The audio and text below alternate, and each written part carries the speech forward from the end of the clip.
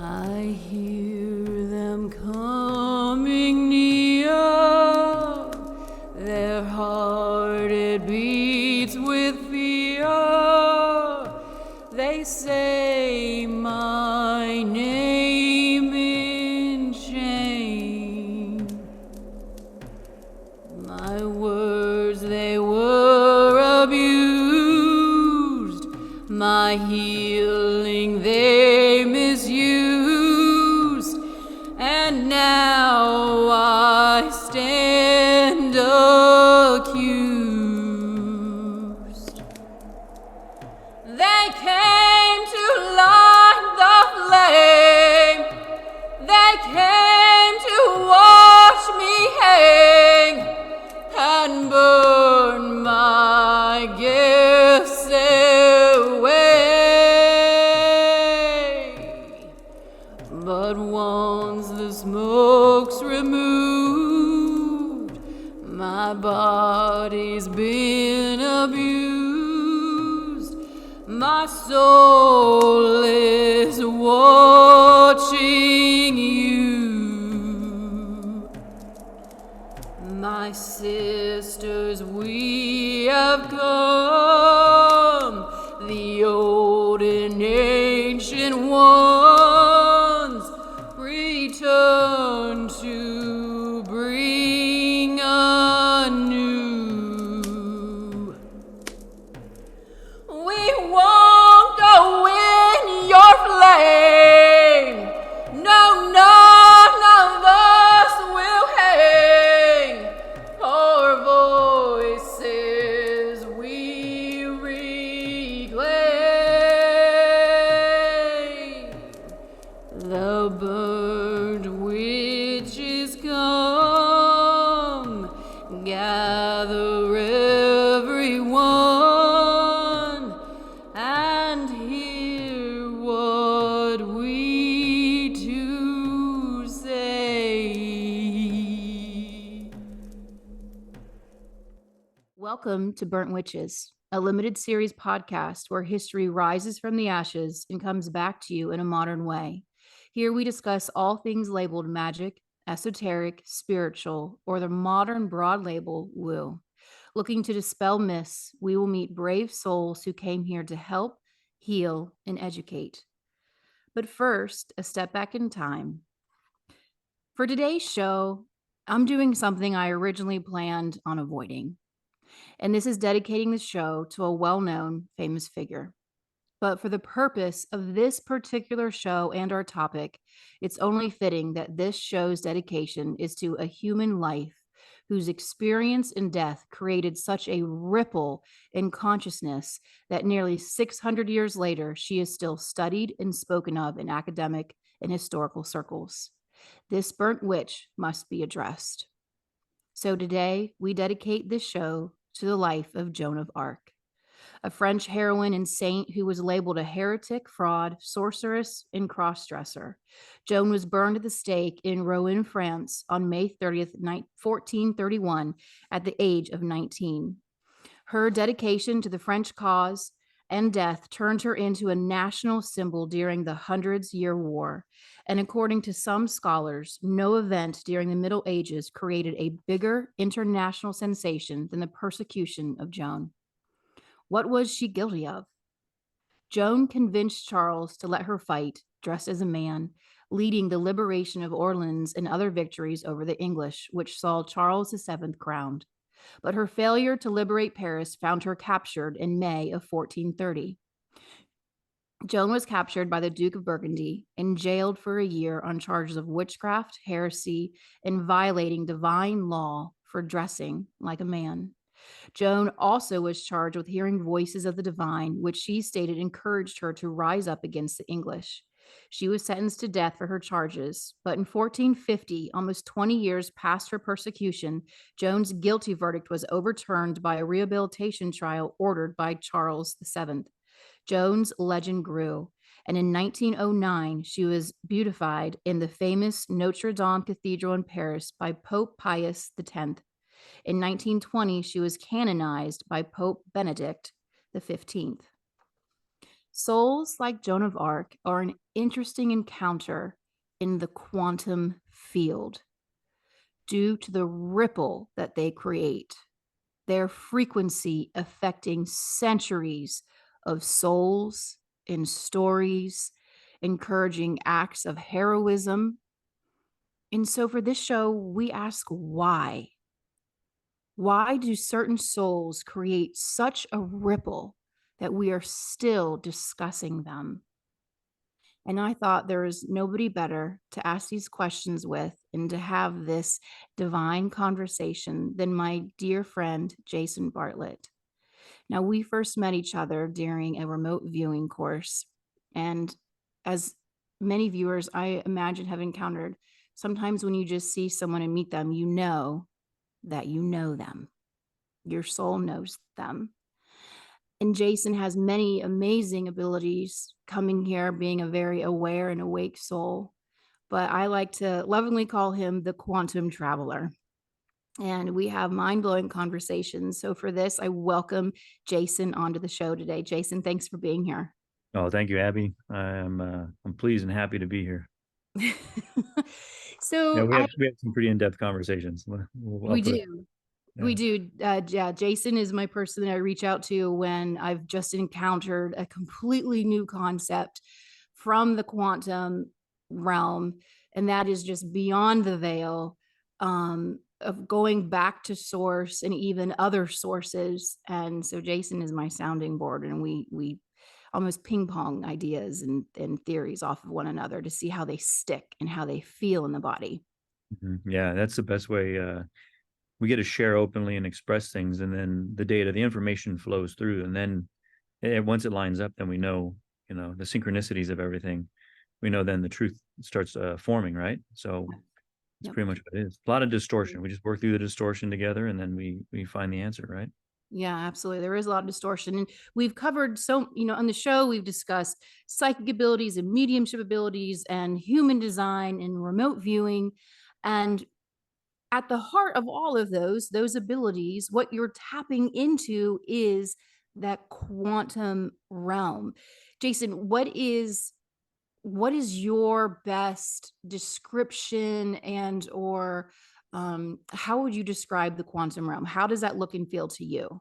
Yeah. So the best thing I can describe what we live in and what we are is a statement that I got, and I've shared this before, but we are everything that is, was, or ever will be. And that pretty much amplifies across everything. We are source. You are a fractal, a small piece of a giant cosmic energy that chose to fractal into smaller pieces to create things. And in this process of splitting, it decided to forget what it was so it could have unique experiences of a finite mind, not an infinite mind, and live a finite life, a short life, to make different types of decisions. Because when you're infinite, you make completely different decisions. I mean, it's just, I mean, you can form things at will, right? So now with a shortened lifespan, you have a shortened time, you make completely different decisions. If today you all of a sudden remembered that you can't die, you'll just slip into a parallel or slip all the way back to the beginning, if we say beginning and an end. You'd make completely different decisions. You know what I mean? Just walking out into the street could be completely different. So we're in a giant cosmic energy. The quantum is varying different levels of frequency, different colors and different lights. And you'll see these different blips that form throughout. So yeah. Yeah. I as you were speaking, I was just thinking of an analogy to give the listeners at home. If you were to choose at this age that you're at now, knowing everything that I really would love to relive kindergarten again. I Oh love yeah. I love the magic of coloring and learning and being with friends and singing songs. Would you want to relive kindergarten with all the knowledge you have now, or would you prefer to forget everything and go back and relive it authentically? Because if you can imagine going back at in your 40s, you would be bored really, really quickly. Yeah. And so I have a really another dear friend also who she remembered everything. She remembers the beginning. She remembers the end. She's a gateway of many things in this realm. And she, at one point, you start losing the grasp of focusing on the now here. So she even decided to take away those memories when she was a child, so she can live a life here and experience what you're here to experience. So I take this as an experience of being, this is extracurricular activity for me. This wasn't required, right? So staying in the now, experiencing the lessons that are learned now, I really wouldn't even change anything. And I do remember I remember all the way back from when I was born. I remember when I was a toddler, I would climb out of my crib when I was 1, and I'd say, don't let go of these. You're sliding down the side of the crib. You can't let go of these bars or you're going to hurt yourself, right? You're not, and I remember in my head, the voice, the thought in my head was different than what could come out of my mouth. Right. So I felt like a little drunk man. Like, I'm looking back now, I go, man, it's like when you're inebriated, you're drunk, and in your head, you're like, oh, I shouldn't have done this. I shouldn't have done this. I'm asking these questions, but your body can't function the same way. So, yeah. And I can move back into that. We've discussed this before when we have conversations with things. I just can naturally go back into that scene, into that memory, and then move back around through it. And I had the, memories are your keys, right? So I'll get into that since that kind of led into it. The memories are your keys of where you are now. And if you want to change the now, you simply change the memories. And you can slip and move through these timelines and in the quantum. And I'm here for a reason in this time, space, doing this specific thing. There's nothing I want to change. Right? Mm-hmm. I had the opportunity, like, what do you want? What memories do you want to modify? Go back and rebuild the memory from that point and let it cluster out, and you can shift. That's how you navigate timelines. That's how you navigate the quantum, is by you want to manifest the future, right? You want to change the forward. You start building the memory and you envision it, right? And it's already been made. So all you're doing is accessing the memory. Mm-hmm. And same with the past. You want to change the now, you modify. Hey, I went and studied Spanish in school. I remember doing that. I went in and I went to college for it. I went to this, and you start building that memory out to then build a skill. And then, but it branches off now. Then you start splintering and changing things. And do you really want to change things? Why are you here now? Why is your consciousness here looking around at this point now? There's a reason why you're here now. And there's a reason for these decisions. So going with that, when we're looking at memories, so why do you, going back to Joan of Arc character, because I'm going to circle back into that. So when we're looking at memories, so essentially when we're reading historical documents and books, keeping in mind that everything is a distortion, knowing that, again, we've covered it multiple times, we're reading stories from people who burnt the witches. Okay. Yeah. So bearing that in mind, when we are reading those historical books and going back, what is the purpose of slipping into those memories? Because that's what we're doing essentially. So going back to the question, what type of a soul chooses to embody a life cycle that their effects, I mean, Joan of Arc was only 19 years old, that her life and that fortitude that she had rippled out so greatly and touched into the hearts and minds of the consciousness. What, for me, understanding we can have very advanced souls that can come in and embody into this, what would be the purpose, do you think, of coming in and choosing that life? Because it was a short life. Yeah. So you're this focuses on a bit of the archetype, right? So you're looking at an archetype.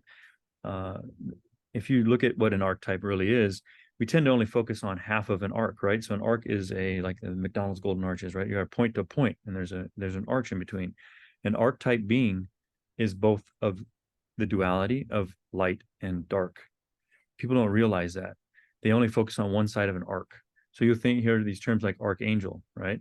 And they only think of Gabriel or Michael, and they see this light side being. If you actually engage with them, you'll understand that they're an archetype, and an arc is not a boss. It is a dualistic being that embodies both light and dark at the same time. And depending on who calls upon them, they represent that side of the arc. And these really pivotal sides in these arcs, what they do is they help create this dualistic shift, the war of light and dark that's always going on. So when an archetype is presented in that creates a ripple, what they're doing is they're moving the energies back and forth to create an experience of duality. Because we live in everyone pretty much understands that we live in light and dark, or love and fear. Those are the bipolar sides of the duality of this realm that we're in. So with love, right? Love is a magnetic draw of source. Fear creates a void and pushes out. Okay. So you inject an archetype that's to present something into these different polarities, and it creates changes in ripples, right? Like you're talking about. And with these ripples, it causes evolution in all the souls around it. And consciousness's main function is to evolve and grow. That's all Source really wants. It's bored. It was bored. It created fractals. It wanted to have these experiences to expand itself and breathe. So it creates these ripples to force evolution. And the ripples are managed by a pillar of energy, which we call 5, or the 5th pillar of creation, which is one of the main fragments of Source to create this reality. And 5 loves to create things like war and chaos and friction and adversity, because it creates fear, it creates love, anxiety, it creates all these emotions that all the souls around in that area have to experience. And it may be poverty, it may be hunger, it may be illness, it could be love of winning the battle and then rebuilding, right?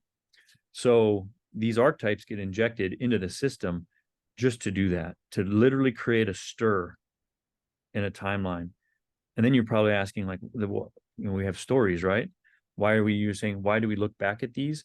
Well, the person writing the story can then shift and mold the reality by changing the story. They change the memory, so they can shift the timelines of things. So who controls the narrative controls where that energy is flowing, right? So all you got to do, change the memory, change the path, right? Change the now. And that's what everything's going on right now, is manipulation of memories and how they were built to change the now and to change the forward. They can, in matter of, 3 generations, completely rewrite people's memories of what the past was? Yeah, I believe that's what it was. Yeah, they'll say within generations you can change. You can change even genetics of the body, but you could, if it depends on how much you influx and push that thought, right? So right now you're seeing the same repetitive, and you're talking within a generation. You can literally, you've molded and manipulated an entire generation to live in fear and wear a mask. Yeah. Right. So, and then do what you're told. So within even quicker periods of time. Yeah. Oh yeah, absolutely. Okay. So going back to, okay, let's look at these archetypes, right? So if the purpose of them is moving forward, evolution, creating more, to me, it's almost, you have one timeline. Now, granted, to everyone listeners, and Jason, I know we've talked about this here in this realm, in this 3D experience, we do experience time on a linear path, but knowing that is not how time works. But so my words are just expressed for this experience in this realm. So if we have one timeline going and Source is seeing they're not evolving a lot, it's just the repeat of the same thing. You know what? Let's go ahead and drop down a soul disruptor, boom, into the pattern. And then that creates that ripple. We begin to have timeline branches that go off of that, and it pushes things forward. So, around these Middle Ages, you have all of the witch trials, archetypes like the Joan of Arcs, you have the plagues and the wars, the 100-year war. And then what comes after that?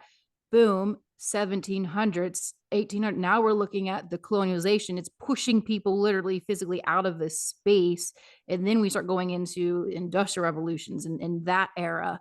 And so it pushes the evolution of a culture forward when we start to have these archetypal people come in. Does that Yeah. resonate? Yes. Yeah. The only thing I would change is you'll get to a point where it's just, I need to change, and I'm going to drop in this exploration tool, this new soul, so I can evolve. Yeah. Right. So everyone understands we are all one, but you literally are. It is just you're one cosmic being. And I've been working on getting rid of the they. I say to make more sense for people. But source goes, hey, I need to change myself a little bit more. So I'm going to inject a new version of me. And I inject a new version to create this turmoil. And you may think, oh, that's a little bit like it's semantics or something. It's like, no, it's really taking ownership of everything that happens in a collective or in the energy is because you made the decision and you're evolving from it, right? And there's an evolution. It's like flexing a muscle. There's these waves. You're kind of going into the different cycles of colonization and building and destruction and rebuilding. And it's just akin to working out and lifting a weight.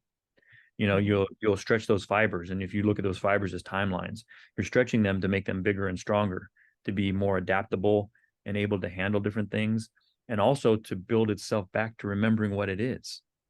Because eventually it's going to be like, there's got to be more than this stuff that's going on. Why is this happening? What's going on? To then spur these memories of where you come from. So absolutely. Yeah. Well, and that's how, I mean, even this is the root of where we get the mediumship and psychic abilities from. You're just tapping into the quantum because we all are one. You are just the Jasen version of me, and I'm the Abby version of you. Yes. And I can give a reading to seeing how you're feeling and what you're experiencing in your lifetime, because I choose to push my energy and connect it through that quantum, and then I pin into my version of Jasen. And then I can experience what Jasen is experiencing. We were just talking the other day. This is something that's newer for me. I don't know how long it's been going on for you, but when we are viewing something that we're thinking of, or somebody else says, we are literally inside that person and viewing it through their eyes and experiencing it and almost viewing a movie we're watching within the environment. Yeah. Even this whole conversation I've had right now, like I'm not even looking at the screen. My eyes are like looking at it, but I don't see what's in front of me. So yeah, we'll sink into the experience and don't even need to close the eyes. We would do it like in remote viewing. If you're doing like blind task remote viewing, I know you had one woman on that was doing her coordinate tasks, coordinate viewing. A lot of times you'll close your eyes, open your eyes, and we're taking notes and recording things. And you know, at a point you need to close your eyes so that you can kind of block out the data. Now it's just like the light coming in on your eyes, it's just gone, and you just see through the other eyes, right? And that's exactly how everything works. Is we're just connecting to a grid. The energy's all interconnected. Everything's just a frequency, and you're just shifting your unique perspective or your unique expression. That's what a soul is, a unique expression of source. And you're just going in and reading that magnetic data, that electronic data, however you want to, whatever makes, whatever words or language you understand. If it's like a hard drive disk on a computer, all you're doing is moving the little pinhead, and your little tip is that little diamond tip, and you're going around and meeting, that little electronic node, and you're reading that data, or that little diamond tip on a record, right? You're going to that little groove and experiencing that frequency, and then you can also impact it. So like how Reiki works, you're a tuning fork that you whack, and you bring that vibration closer to another tuning fork. It resonates. When you take it away, it stops resonating, right? So it's very much the same way. You're either reading the frequency, or you're imparting the frequency onto it. That's how we move. That's how we travel. That's how we see things, hear things, taste things. It's all just data that the body uses, and your ears, your eyes, your nose just pick up on very, very small pieces of it to have an experience. So. Well, so we've talked about this before. When you realize that you are a soul, a fractal coming in and having this experience, and your soul is eternal, then you look at the physical body of which this soul fractal is living in, it's embodying. You Mhm. begin to look at this as a beautiful piece of equipment Yes. that you can use to experience. And so when you go into the soul self, the higher self, and you ask yourself, how can I experience this situation? How can I experience this environment? When you almost become two, does that make any sense? When you become two within a system, then your sensory abilities also begin to expand, because again, it is semantics. It's asking that question. And Yeah. when you start to ask the question, then the soul begins to remember. Yes. Yeah. Yeah. As soon as you just become aware, you Mhm. should start asking these questions and thinking about it and actually vocalizing it. So I was having a great conversation the other night with a guy that has all these unique, I get sent people all the time, and we do different things. And just by being able to vocalize what's going on, it helps enforce the memories, right? Mhm. And you'll see a lot of energetic blocks for people in the throat, throat chakra. You guys were chatting about it on the other show. And those energetic blocks, right? They're a blocked energy that you need to remember why that happened. And as soon as you remember why those have happened through these variable timelines or lives, or so, I just call them cycles, right? Because it's all running at the same time. You learn that lesson. I experienced this. It's an experience. It's not trauma. You chose to have an experience. And when we look at a witch trial, like the hangings, like the experience of being hung, you look at that experience of why, what led up to it, what did I learn and grow from this experience, and then you can let that energetic experience grow, and you'll see symptoms that may be plaguing you or bothering you in this incarnated cycle right around your neck, right? Those will go away because the Mhm. lesson's been learned. So when you're carrying over lessons that haven't been learned, burns. Right? It even happens in remote viewing. When if you're viewing a fire, you need to set the intent around yourself to not take on the experience of a fire, because you'll carry it over to yourself and you'll feel the heat on your body. You can even burn yourself. Or even like the trauma of a death, right? So you just need to set your intent around, hey, I can view this stuff, I can see it. I don't need to impart the placebo effect, right? That's the medical term of it, onto my body. Mhm. Um, yeah. So Well, and that's how we can see these illusion artists that we know in pop culture, how they can go and do these extraordinary feats, like going into water for 25 minutes, or those people that walk across hot coals or those spikes and they feel zero pain. It's because they mastered how to pull themselves out, so they are not, those receptors have been numbed down and they're not experiencing that anymore. They can push themselves out, and then this body temporarily takes over. yeah, yeah, Yeah. So, I exactly. mean, And you'll it's see you can carry things over back and forth. I mean, it's everything's just pure energy. So we just are playing in the rules of this realm. There's just laws or specific little rules to limit things, right? And it's all about limitations. And then you navigating through those limitations. And some of them are, you just realize that, hey, these emotions and feelings and pain and cold and hot, I'm just creating that. Like it yeah. doesn't really exist.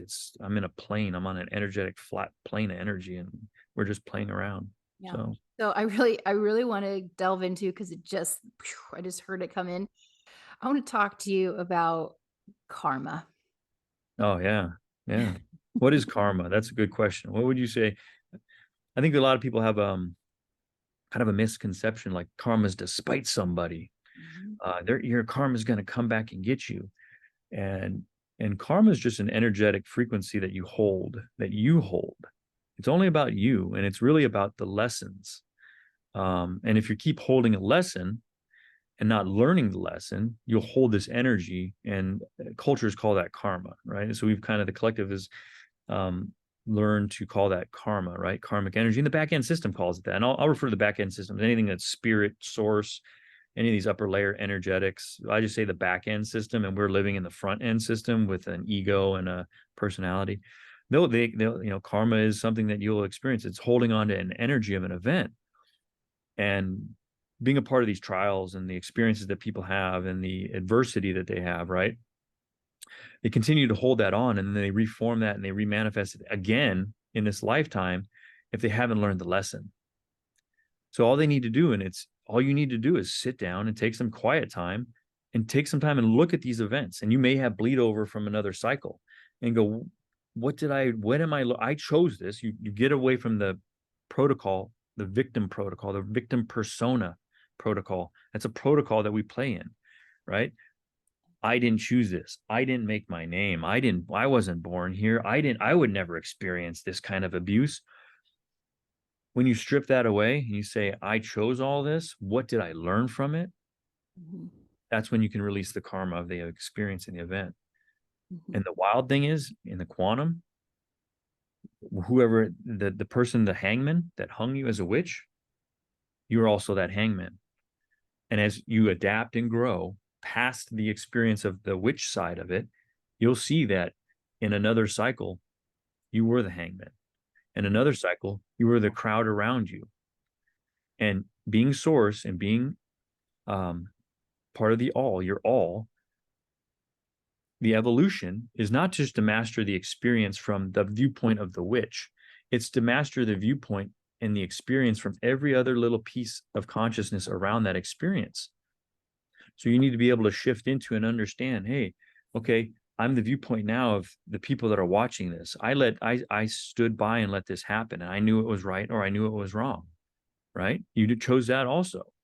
And as you move through these experiences, you'll start reliving them, moving through them, and seeing that you may be the father in one life, you may be the daughter and something happened, or the mother and the father. And you're shifting these roles in these cycles. And it's because you're source, you're infinite.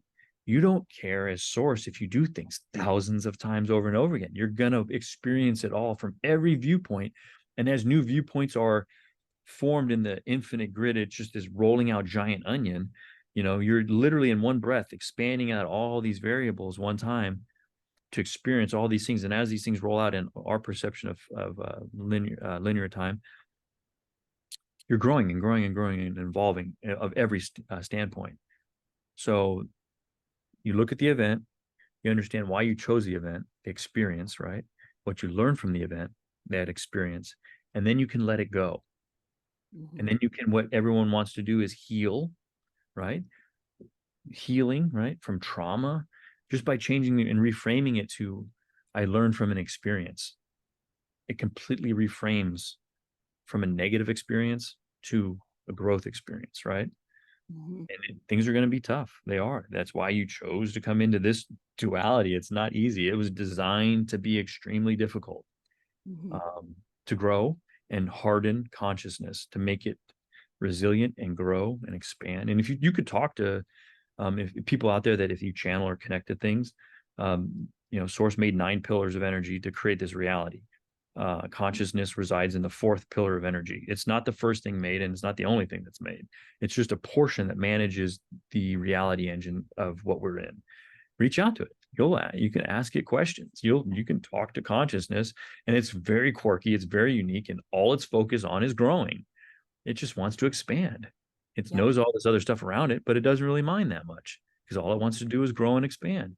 And it grows and expands through evolution. And that's its other pillar, 5. And 5's main focus is creating these little spurs and swirls around in the energy.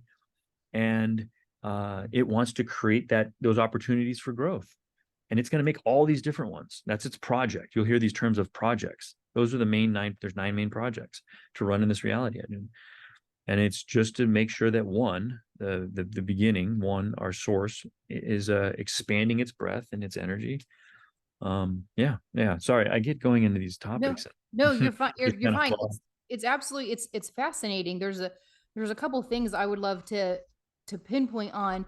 The first one being, when we look at, let's just say we're reading history, correct? And let's say you're researching the 100-Year War, and it's really futile to get onto one person's side, in any aspect, because even through the quantum, through doing, regression techniques, people have found themselves that, they experienced fighting for one country and then they died. Let's say, for instance, we have 100 years, a war that lasted 100 years. Well, they entered in it, they died at the age of 22, let's say, in that war. Well, during a hypnosis regression, they found out that the minute they passed, they immediately chose to go directly back because they wanted to then fight for the other side to Exactly. experience again. It's that duality. And I know a number of for the galactic wars that lasted thousands of years. They all played so many different roles on so many different sides because it's all about experience. Mm-hmm. It's Yeah, just the experience. exactly. And It's an endless game. when I got into the mindset of finally, embodying, it truly is, it's the embodiment of an understanding that everything that had happened to me in this current cycle, I sent gratitude to those. Thank you so much for the experience. I was able to grow and expand in such a different way. I now understand things in a cellular level because we as souls, we can download as many programs into us as we want, but until we choose to be that fractal physically being into an experience, it doesn't quite sit into that our cellular knowingness the same way. And so I send gratitude to everything that's happened to me when you, again, going back up to that 10,000-foot level and looking down at it.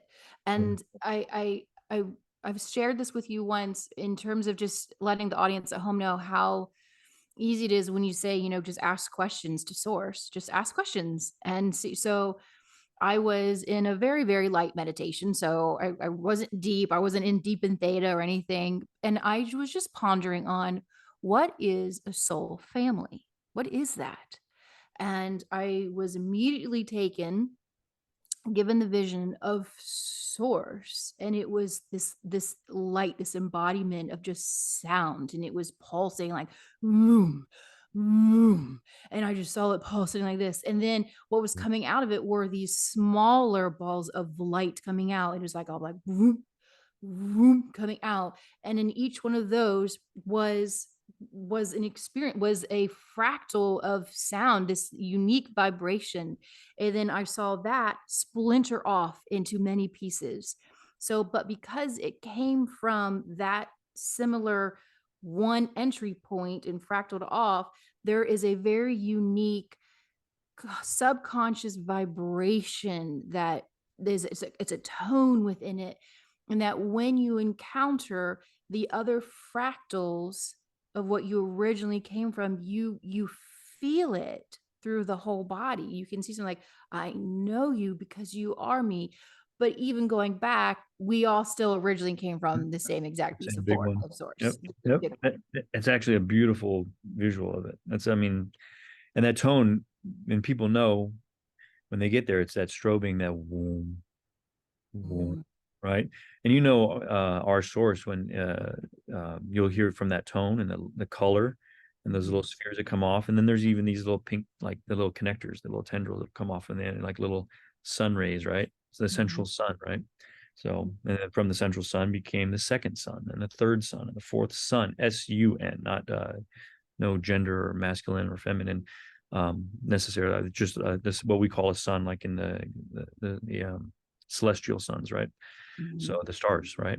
That's how the stars were born. So the stars then, so from the central sun, all the stars were born throughout everywhere. And there's a lot of stars out there. And from those stars, right, came little clusters of star seeds. People have this term, right? And those little energies, right, are all pulled together. And, there's your souls, right? So they all come from, the souls come from one. And one made two, made 3, 4, 5, 6, 7, 8, 9. These pillars that are outside of the reality engine, 2 through 9, that help form the reality away from the souls. So the souls aren't necessarily a part of that. So they don't know. They're not aware of the rules. They're not aware of the project that they're a part of. They may be working under a project and they don't know. And that's, so you'll see these clusters are part of the projects too, outside of the veil, not just the ones that all come from one, the souls that are playing, right? The small beings and the trees and the cars and the plants and everything. Yeah. So you'll see clusters from those bigger chunks, and then from one, which I call, that would be source, that you define as source. So it's a beautiful, analogy. Do you mind going through the numbers? What's 2? So 2 creates the duality. So Source inspired itself. It thought, hey, I want to have this finite experience. I want to create a finite experience to grow. And the very first creation was inspiration, and inspired to break up in fractal to make a unique experience. And it made two. So it split itself in half, right? The very first fractal, and two loved one. So, sorry. It's okay. That's okay. So through the love of one, love was created. So two created love, and it began to fractal itself. And it decided to create this duality for one. So from its love, it created the opposite, created fear, right? So and then it began, and two made three. It split into three, and then three, which three is the divine plan, right? It has all the past and the ideas and everything that ever is, was, or ever be. This is where the Akashic is, right? That energetic pillar of three has everything. And four, then three then split off and created four, which four is consciousness. And consciousness gives the uniqueness of yourself, right? It creates the hardening of matter as it pushes through five and evolves. And five is the evolutionary portion of it. Five makes what we see around us of hardened consciousness, and it creates the unique stirring the pot experiences. Could be times of great happiness and joy, to the bottom of the curve where there's war, chaos. Those archetypes you see that embody war and chaos throughout our time, those all are unique spur-offs that create these unique experiences. They're all part of five's projects.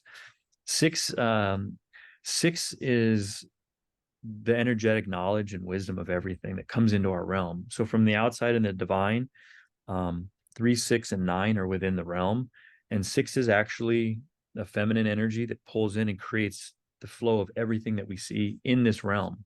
So 5 manipulates 6 to flow into the realm, and it makes this realm. So the angels, the demons, the you, the me, the stars, all this stuff in this reality are managed by that feminine energy. The gateway of it.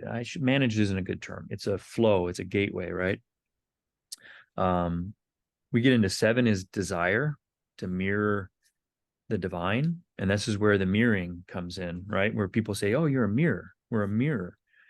And we mirror our divine self in this realm. And you may see a mirroring as an opposite of it. You may see it as a polarity difference. It may be the reality engine's created by a masculine energy of 2 that creates the realm. And it's seeded by 6, a feminine energy, right? So all the things around us are seeded in a womb. And it's the opposite here. The feminine energy is the womb. The feminine body is the womb. The masculine seeds the womb in the reality. So that's a good example, kind of how we mirror the divine, right? It's the opposite. 8 is abundance. It creates an abundance cycle. So whatever you're manifesting and focusing on, if you draw on that energy of 8, you can then amplify it, right?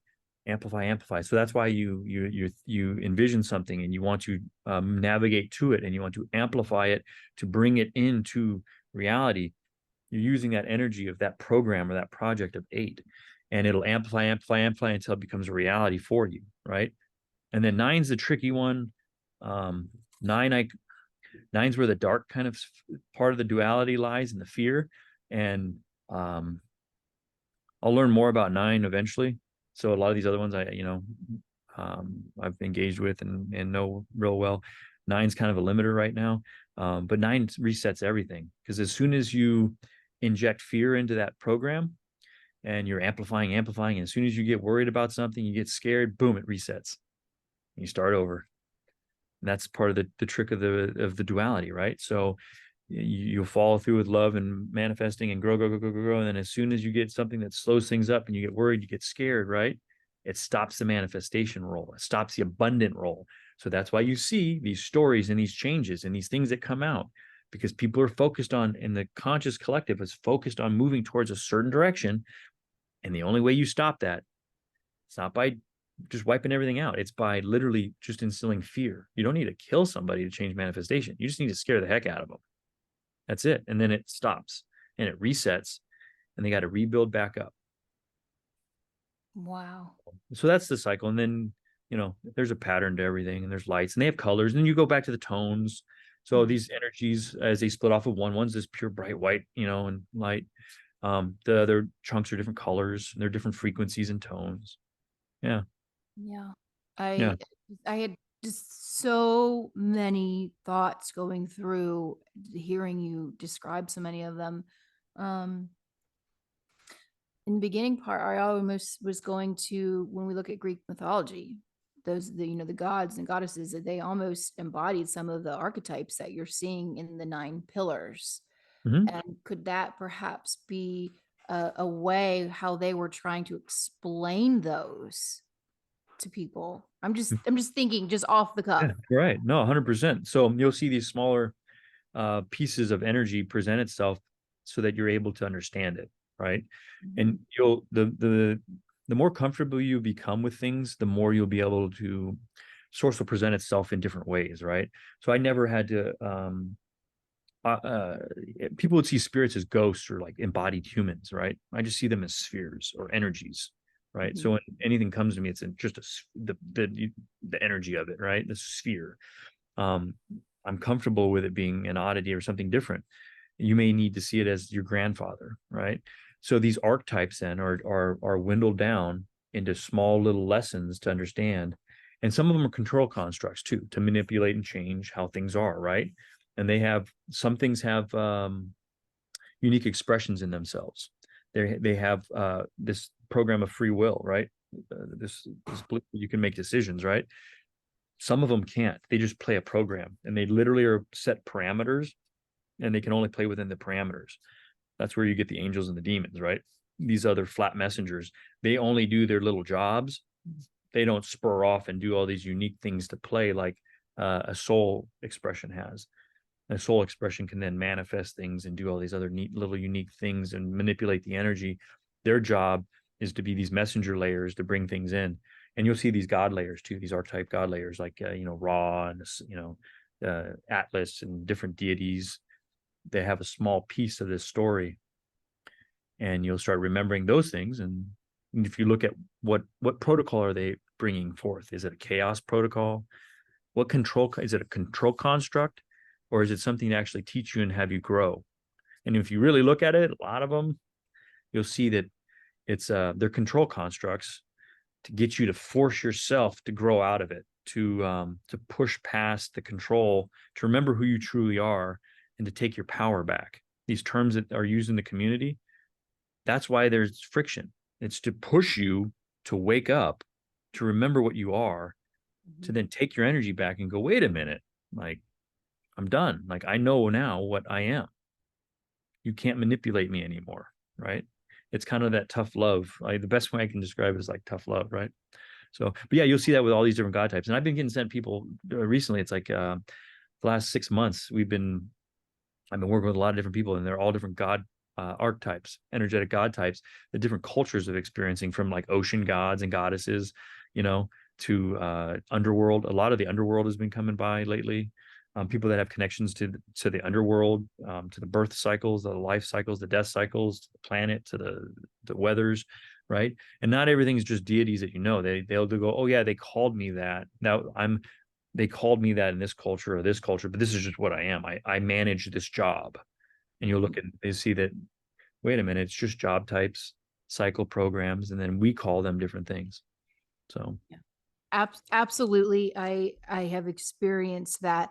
I mean, even at the very base, let's go to a mediumship read, and somebody's grandfather or an uncle is stepping forward, especially if it has been a while since they have passed, I can see the soul stepping back into that overplay of them. Oh yeah, I do. And I can see them remembering that life cycle. And it takes them a minute to read it, because they're stepping back into that program, back into that memory piece, that download.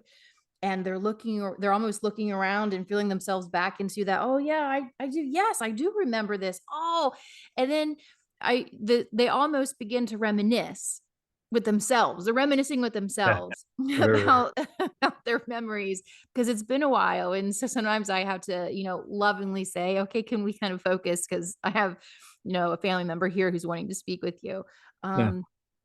But it is, I can experience, I've experienced that. And it resonates with everything that you're saying. And it's so interesting, as you were saying towards the end, about playing a role and it being a job.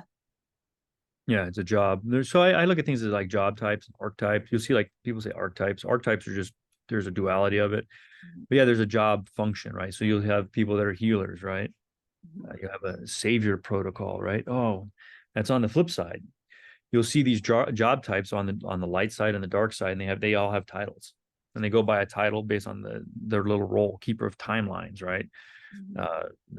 Guardians, right? Warrior, protector, right? Healer. You'll see all these different little job types that they have, and then they have a function of that job type of what there's, if it's a planet or plants and rocks, different things like that. And then when you're injecting in, like you're talking about, just some of the pure energy of things starts to present itself, what you're comfortable with, and has to step in and reform into that memory. And you'll be asking something, and they'll hold on a second, let me look. You'll literally, if you're doing a session with somebody, and they're connecting out to talk to their higher self, right? They even need to take a second to be like, let me look at the information real quick. Let me look at, and they're literally looking through all these variable timelines, kind of where you're at. And it takes them a second to go through and pull through this massive amount of experiential data to then give you the answer. And it takes them a second sometimes, because they're also doing other things at one time. That's a whole other thing, So yeah, they'll say, hold on a second. Let me look for you. They'll say, let me look. And then they'll take a minute, they'll get quiet, and they'll be like, oh yeah, okay, this is why that happened for her. And you're like, wait a minute, I thought you're my higher self. And you're like, oh wait, well, you're connecting to you'll connect to a higher layer, because there is a version that just watches over you. It's all they do. They're just like, the energy is just focused on kind of what you're doing. You go past that layer, and there's a lot of other stuff going on. You go past that layer, and there's system layers where they're doing different things as well. And then you keep connecting, as your higher self has a higher self, and people don't realize that. You connect the first time, as you get more aware, you'll connect to a higher layer and a higher layer until you're back to the all. Until So you're back. I makes me want to chuckle for a minute. When I was doing a Life Between Lives session, so deep into theta, they were asking questions to my higher self, and just exactly as you were explaining, they're looking into it, right? So it takes a minute, and my physical body started going, and making that noise in between. I didn't need it. And so then my higher self stepped forward and said, we are just making that noise because we understand that it makes humans uncomfortable when we are silent. So we're letting you know that we are working on this. It's almost like, it's the music on hold. yes, 100%. It was the hold music. That's funny. I haven't run into that yet. Yeah, that's funny. That's pretty neat, though. It's a neat little recording too on that. Yeah. Yeah. Hold on a second. We're still working on that. We'll be with you in a moment. Yeah. We'll do stuff too when people are doing like they're working on their body or repairing. And the first thing when you like are healing your body from an event, you have to understand that experience so you don't remanifest it. And that's one of the challenges. People, most medicine or healing is symptomatic. So the body's going to temporarily fix itself, but if you don't fix the root cause of why you keep manifesting it, it's just going to come back, right? So it's a temporary solution. You got to really dig into the back end. But when they're doing that, they'll still hold a conversation with you. They're like, oh yeah, I'm working on I got an electrical like a blockage. A lot of times there's energetic blocks, and then there's physical issues. One gal had a disc issue in her back, right? And a wobbly knee, right? So that's from feeling like they're burdened carrying the load of life and everybody else around them. And the wobbly knee, they're like, oh, that's from she's not certain of the path she's on, right? And she's not on the path that she should be on. So that leg's a little wobbly to get you to wobble over to the right one, right? So you're literally creating this physical ailment to wobble yourself into the correct spot. And then to fix your back, you've got to realize that, those burdens are just growth, right? And you're not really burdened by everything going on. You'll be completely fine. Then you get up and you're like, oh man, my back's feeling pretty dang good today. So yeah, it's pretty wild. And they'll take their time and they're like, oh yeah, working on that still. Back to the comment though, they're working on that. I'm like, how's the head injury going? Oh, working on it still. You can continue to ask questions. Absolutely. I call that getting to the root. You have to get to the root. I mean, even just with any disease, well, what's the root of the disease, or what's the cause of it? But there's a soul root as well that we need to get back into that computer program, just figure out why it's on. The soul can hit repeat and just program is just continuing on. And sometimes an emotional, I had one client where they came to me because they had a very sore hip and they were limping with it. And doing energy work, when I got into that, boom, I went into the Akashic. And it took me to a life overlay where they were in the war and they got shot in the hip, and their dying thought was, I'm leaving behind my wife. Like I failed them. I'm leaving them. I'm letting them down. And then I immediately jumped into another life where it looked like to be almost like the caveman period, right? Because he had the furry cloth over top, and he was out hunting, and it was the middle of winter, and an animal came out and attacked him and bit him right on the hip as he was trying to kill it. And his dying thought in that lifetime was, my family's going to starve. I've let them down. Yeah. So when I came out of the session, I said, what's going on in your life right now? Like, when did this physically start to happen and hurt on you? And he said, well, it's actually started right when my wife and I started our divorce proceedings. The marriage separated. And I go, okay, so you feel like you're letting down your kids, you've let down people. So it's that program, that emotional response triggered that prior program to start manifesting into the body. Yep, that's exactly it. And when you look at it as, I'm God, I made these experiences so that I'm going to get really good at being bit in the hip and stop letting down everybody, or feeling that I'm letting somebody down. And I can actually move past that and say, hey, wait, there's things I can do, right? Or I can change that path. And then all of a sudden you take your power back. Yeah. You don't need that now, right now, like that ailment. Like, do you really need that? That was from some other cycle. And Correct. As soon as you recognize that and say, my job is just to be the best me right now. It doesn't matter what I do. It really, truly doesn't. As long as you're learning and growing from the experience, you can let the energy go and you're not going to have these ailments. Those things will soften up and go away. Yeah. Right. And there's no amount of pharmaceuticals when an ailment is coming from a soul root problem that's going to heal it in, until you begin to just lean into it. I almost want to say, and look at it, and then release it. Yeah. And that's the biggest hidden secret construct, protocol, whatever you want to call it, is symptomatic treatment. I mean, there are people that are very aware of how this thing works. You're not allowed to talk about it. You're not allowed to do this because there's no money involved in that. You can fix yourself. Yeah. Right. Yeah. When you actually take ownership that you're not a victim persona, you're not a victim of circumstance, you're not a victim of the scenario. You're not waiting around for the savior to come from the stars to save you. And you take your energy back, your power back, you understand it, you all of a sudden start getting better. And you create this little pocket reality around you. Right. And then you can move through your little pocket reality. Yep, absolutely. And it goes back to this goes back to the whole entire wording in the intro song, where, I put in there, we won't go in their flame, and no, none of us will hang, because so many of the people with these abilities, their fear is still holding them back. But when you embody that, no, I'm breaking that cycle. It will not end that way for me again.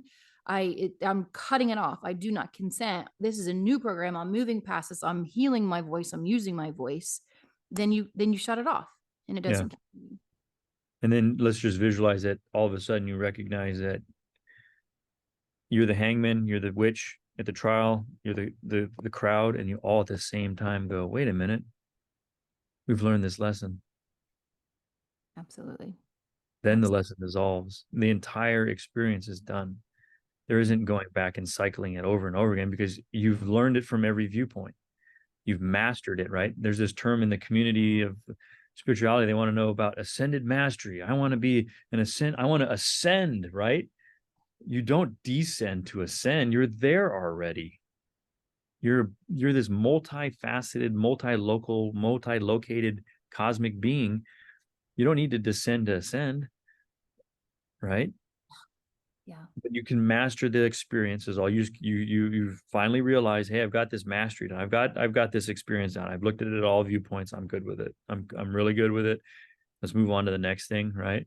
And that would be, by definition, what they would say on the other side. That would be, okay, you're an ascended master now. You understand where you come from. You understand the experiences. You understand what's going on, right? But you never really descended. You're there. You're talking to your higher self. You know what I mean? You're there in two places at once. Yeah. So you're just a three-dimensional perspective living out an experience is all. And you can talk to your other side if you want. You're there. You're already there. So. Yep. You're just choosing to remember. Yeah, you're just choosing to remember what you are. Yeah, and you can start remembering other cycles of things that you may not even ever come in contact with. Yeah. You know, you can just move through that, because you may be a fractal that came off of, like you're saying, with source, and these fractal, you have an energetic fractal, and there's a fractal line of energy that splits off and makes this chain of experiences and growth, right?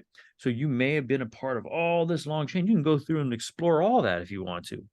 And then you can jump over the other chains of it and explore it all, because you all interconnect at a Y point at one point. It's a funnel. It goes from 1 to 2 and then all the way around, and then splinters all off, and everything goes right back up to the top.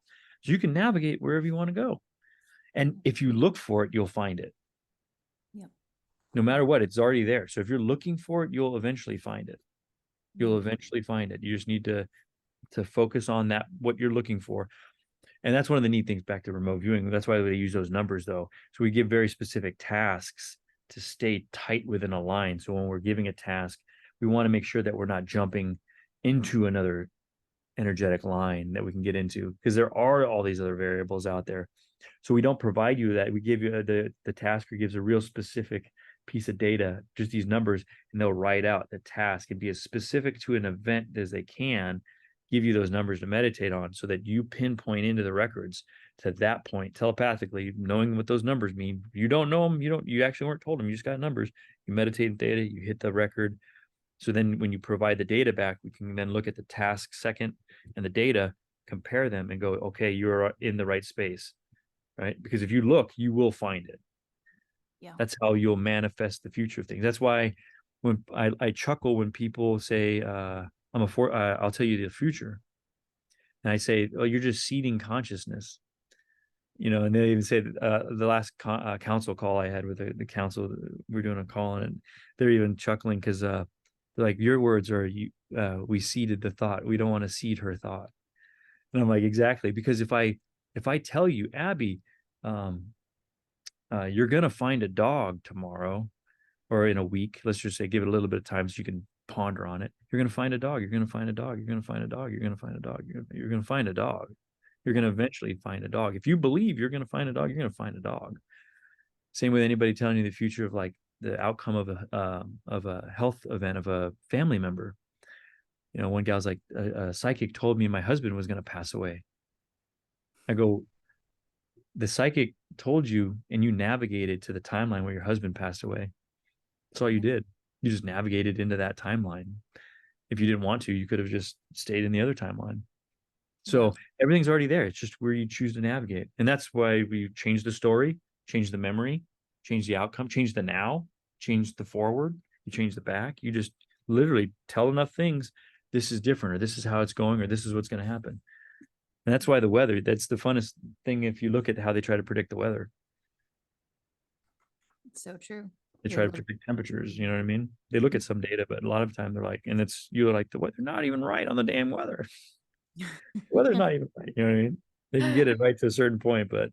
Yeah. Well, you know, going back to psychics, that's the reason why there's an important difference between ethics. Yeah, there's an the ethic difference. And I'm not, the term psychic is, you've been saying in the sessions, it's such a, they made it, what do you Dirty say? word. Make fun of, dirty word. Dirty Yeah. word. Everybody is. Everybody has every ability. You want to have that ability, just focus on it. And you're accessing the data, you're accessing everything. You know what I mean? And you can see it ahead. And then if you share it and then they believe it, they're going to go and do it. Like, that's how it works. It's everything. And you can navigate in. The psychic is a remote viewer. You're remote viewing. You're bilocating. You're in the event. You can get tangible with the event, right? So normalize the words, right? And I just say it's just me. It's just it's just what I do. I mean, just what we are, right? It's everybody is. Everyone's an empath. Everybody's a piece of energy. Your program just wants to ignore it as a little bit longer. Eventually it'll wear off. Yeah. So everybody has all these amazing abilities, and at different times you give yourself memories, keys that unlock those special, unique things that, we're all special and not special at the same time. Exactly. Well, right?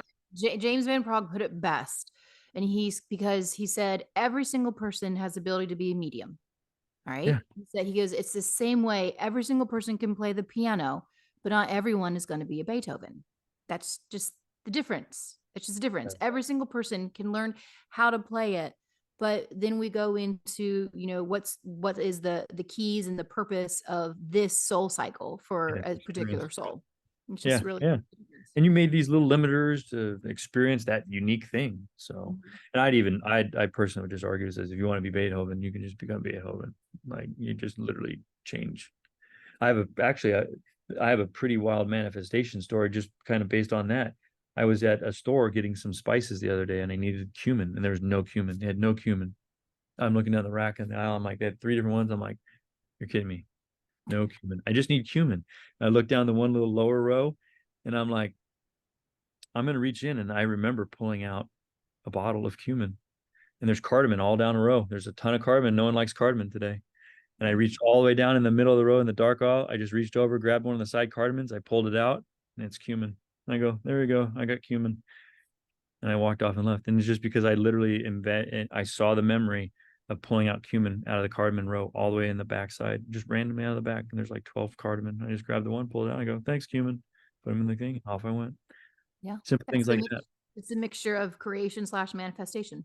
Yeah. It's just, It's, when we live in a program, then you figure out how to be the coder. Yeah. I've asked, and that you actually brought that up. So people like video game, like references, right, on how to kind of understand things. We're literally in a video game, right? The best way to describe it, you're in this 3D video game, and there's a couple different kinds of players in a video game, right? You have people that are playing the game, right? You have a player.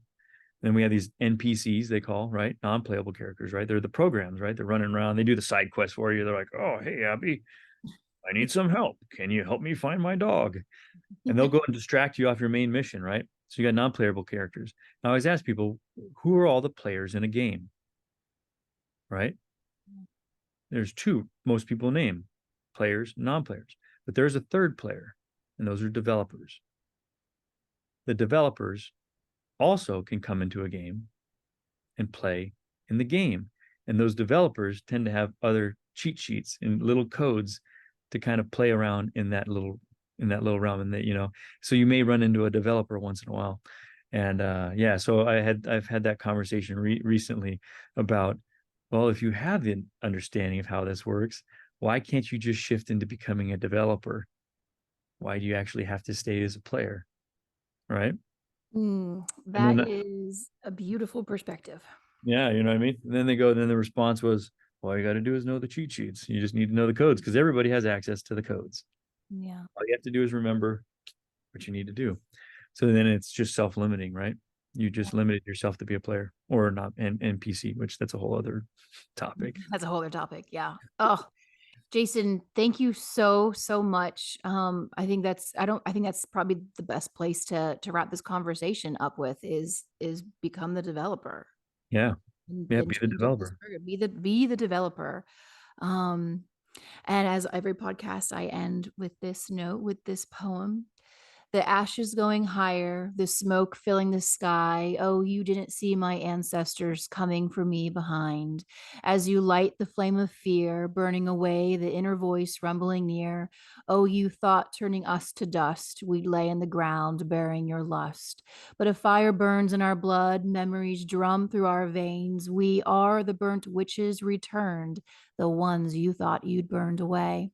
But our voices rise together, an echo from a deep place you know.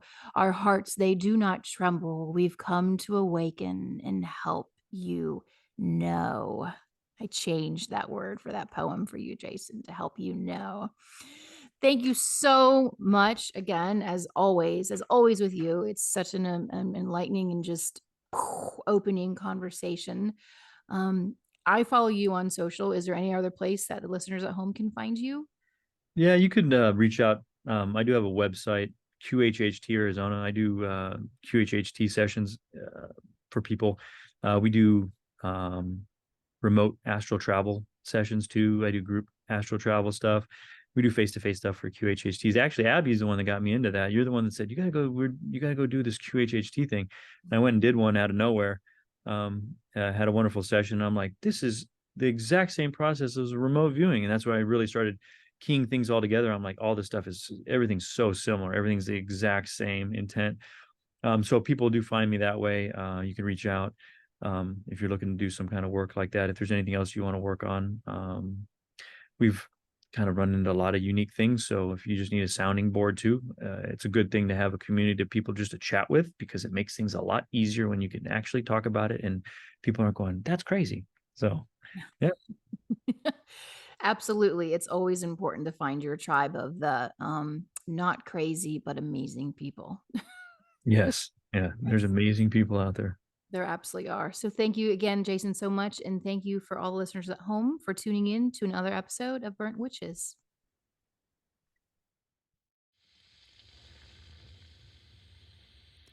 To re-listen to today's episode or to catch any other shows, please go to host Abby Lynn's website at abbylynn.co, where you can also find merchandise and other recordings.